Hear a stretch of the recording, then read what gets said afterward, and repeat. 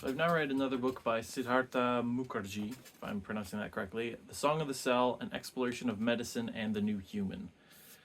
This one came out in 2022. The last book I read, the Emperor of All Maladies, the book about cancer, came out in 2010. So this one's way more recent and way more up to date, which is really cool. And I kind of enjoyed this one more, I think because it was more up to date, but also just the subject matter. It was sort of a lot broader in sweep versus the Emperor of All Maladies, which was just all about cancer. This one's all about cells, but in talking about cells, it also talks about cancer, but about biology, genetics, and so much stuff. This book is kind of a combination of a biology textbook, a sort of personal memoirs of a doctor, and a history of science, or history of medicine.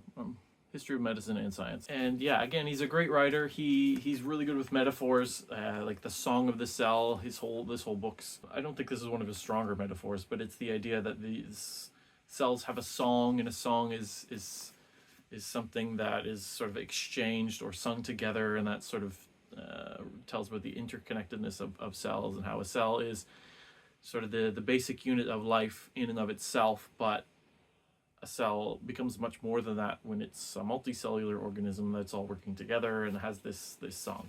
Also, the sort of idea of the new human, he talks a lot about how the things we're doing, not just sort of genetic engineering, but all these cellular therapies and transplants and whatnot, are creating sort of new humans, as it were. I guess another way would say would be unnatural or artificial, not artificial, but unnatural humans, which has really negative connotations. But like naturally, you're not going to get a bone marrow transplant to sort of, if you need like blood, like red blood cells, and your body can't produce them, like that's not naturally going to happen. So you're sort of a new human. It's not that long. It's 300 and some pages, like 100 and some pages worth of notes. It has some really cool illustrations and drawings in it. Like I said, it goes through the history of the discovery of the cell, discovery of organelles, the discovery of the gene, and DNA and all kinds of stuff.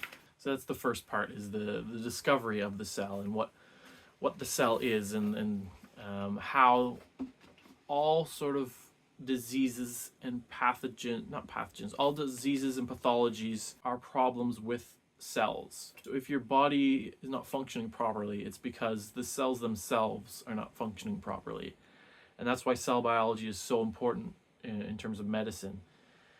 That if we can find out what's going wrong with the individual cells, then we will cure the body. Part 2 talks about the sort of the anatomy of the cell. So organelles, how the genome makes proteins, and proteins basically do everything. It talks about how cells divide, and in vitro fertilization, and mitosis, meiosis, and also about some sort of early genetic engineering and cloning and stuff, which is really interesting. Part 3 was all about blood. So blood as an organ of itself, and there's the sort of 3 main components to it: the platelets, the red blood cells, and the white blood cells. So there's a lot of talk about immunity, T cells and B cells, how the white blood cells can recognize self versus non-self, and how the immune system will not attack the body, but in times it does attack the body, like when there's something wrong, and how it can distinguish between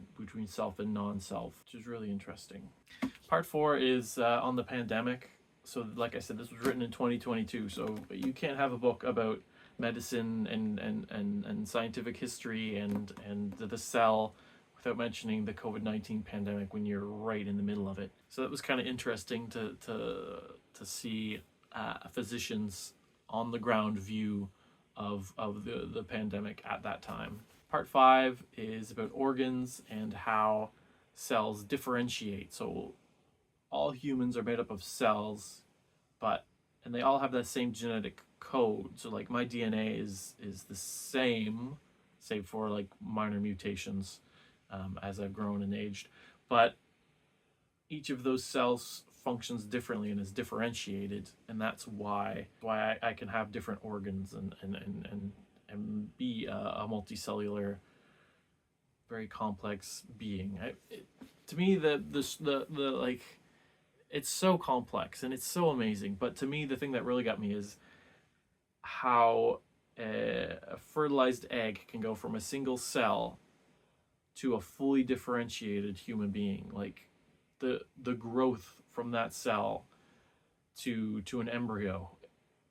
Like there's so many different things that have to go right, and cells have to grow in a certain way, and that sort of pre-differentiation to differentiating, like it makes sense for me for a baby to grow into an adult, because sort of the differentiation has already occurred. The parts are all there, the organs and everything are all there, they just have to sort of get bigger. But going from a single cell to the blastocyst to the embryo, that it's just amazing to me. The formation of the notochord and the three layers of the blastocyst, and each of those three layers will be like the endoderm and the ectoderm, and that really blows my mind. I mean, cell biology is so complex, and it's kind of hard to believe that hard to comprehend how it got to be so complicated from, like, just naturally from sort of nothing. I guess it does make sense over time. And the final part is all about stem cells and how stem cells are sort of undifferentiated cells that can divide and become different types of cells, and how researchers have been able to induce pluripotency into cells, how to turn a normal cell, a differentiated cell, into a stem cell. So sort of going back and creating a cell that can then differentiate into anything else. So you could take like a muscle cell, turn it into a stem cell that could potentially turn into a liver cell, which then could turn back into a stem cell, then turn into a neuron. Like, I don't know, but the possibilities for regeneration, just it borders on the science fiction in my mind. Like the whole time I'm reading it, I'm thinking about aging and why do we age, and how come it's like, oh well, our cells after dividing so many times, they sort of wear out, and stuff breaks down and mutations occur.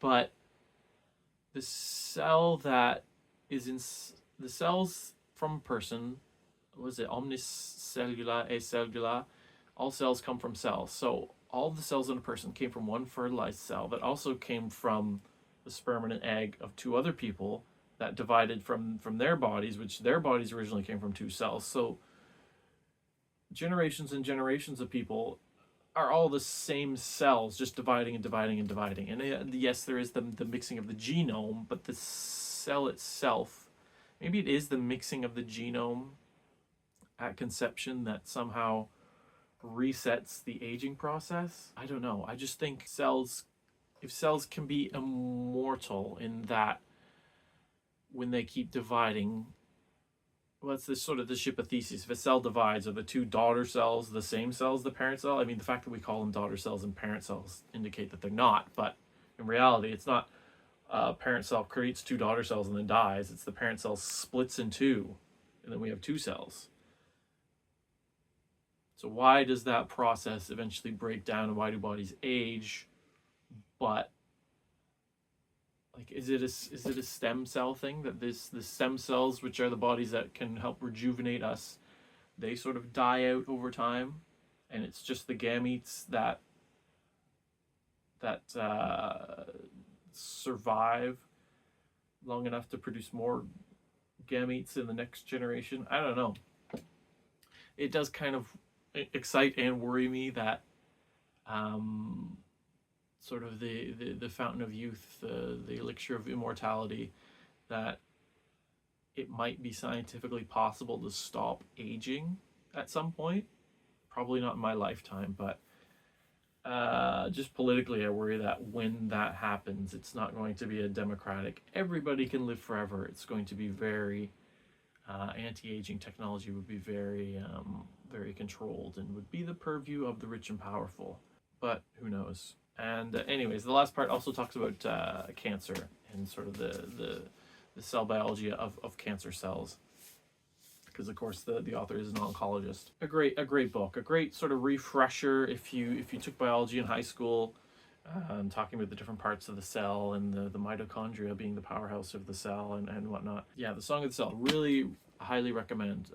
A great book if you want an introduction into the sort of the weird, crazy, complex biology of our cells.